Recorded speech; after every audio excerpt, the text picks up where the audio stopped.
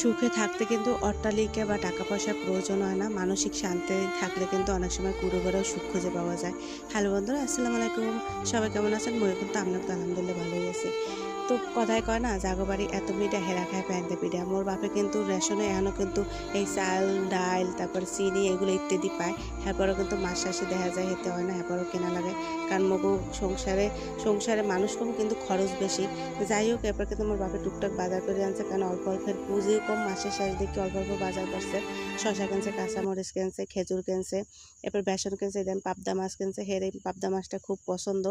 এরপর চিনি কিনছে, ডাইল কিনছে, তারপর বুট কিনছে।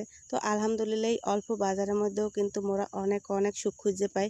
কারণ অল্প ইনকাম, অল্প খরচ, এর লেগে আলহামদুলিল্লাহ আল্লাহ ভালোও রাখছে। তো এই মাছগুলা কেমন লাগে মই কোনো সময় খাই নাই, তো মোর বাপের অনেক পছন্দ। আর আমি মোর মার লগে পান আনতে কিন্তু হে বলেই না, বাজারে গেলে কিন্তু পান আনবি।